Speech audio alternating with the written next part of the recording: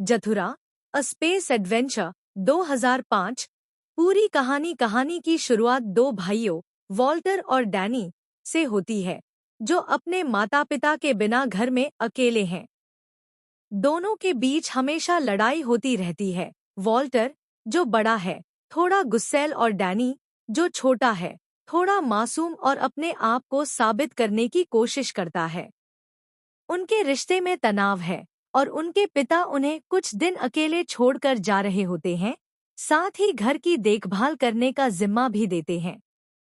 जैसे ही उनके पिता जाते हैं, वॉल्टर डैनी की मदद को नजरअंदाज करता है और उनके बीच की खींचतान बढ़ जाती है। एक दिन डैनी बेसमेंट में एक पुराना और धूल भरा बोर्ड गेम जथुरा पाता है।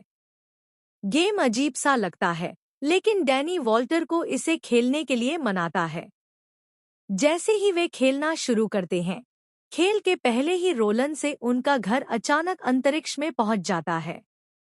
वे खिड़की से बाहर देखते हैं और पाते हैं कि अब वे पृथ्वी पर नहीं हैं, बल्कि अंतरिक्ष में तैर रहे हैं, जहां सिर्फ सितारे और ग्रह हैं।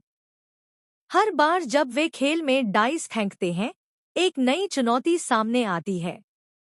खेल की पहली चुनौती एक मेटियर शावर होती है, जिससे उनका घर बुरी तरह से क्षतिग्रस्त हो जाता है।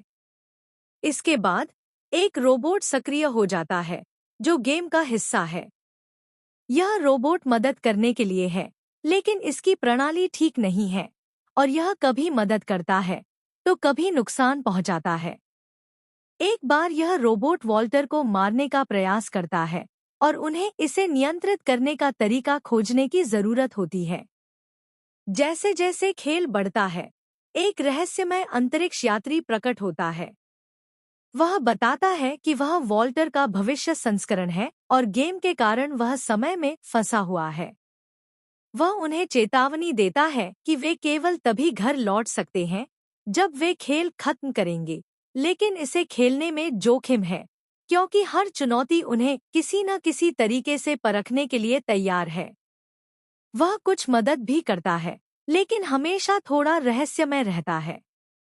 वॉल्टर और डैनी के बीच लगातार झगड़ा होता रहता है। वॉल्टर को नहीं लगता कि यह खेल असली है, जबकि डैनी इसे सच्चाई के रूप में लेता है। तनाव और बढ़ता जाता है और दोनों भाई एक दूसरे से अलग रहते हैं। एक वक्त पर डैनी की जान भी खतरे में पड़ जाती है और वॉल्टर को एहसास होता है कि अगर उसने कुछ नहीं किया तो वह अपना भाई खो देगा। इस मोड़ पर दोनों भाई यह समझते हैं कि अगर वे साथ नहीं आए तो वे जीवित नहीं रह पाएंगे। खेल के अंतिम क्षणों में भाइयों को सबसे बड़ी चुनौती का सामना करना पड़ता है, एक विशाल मेटियर तूफान, जो उनके घर को नष्ट करने की धमकी देता है।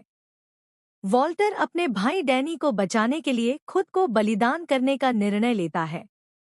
जैसे ही तूफान तेज होता है, वॉल्टर खुद को एक मेटियर की दिशा में फेंक देता है ताकि डैनी सुरक्षित रह सके। इस समय डैनी को यह समझ में आता है कि खेल केवल जीतने के बारे में नहीं है, बल्कि यह भाईचारे और रिश्तों के बारे में है। जब डैनी खेल खत्म करता है, अचानक सब कुछ बदल जाता है। उनका घर फिर से पृथ्वी पर लौट आता है और समय फिर से पहले जैसा हो जाता है। वॉल्टर अब जिंदा है और दोनों भाई घर वापस आ जाते हैं, लेकिन अब वे बदल चुके होते हैं। वे एक दूसरे को समझने लगे हैं और एक दूसरे की अहमियत को जान चुके हैं। कहानी का अंत होता है जब दोनों भाई एक दूसरे के साथ पहले से कहीं बेहतर रिश्ते में होते हैं। उनके माता पिता घर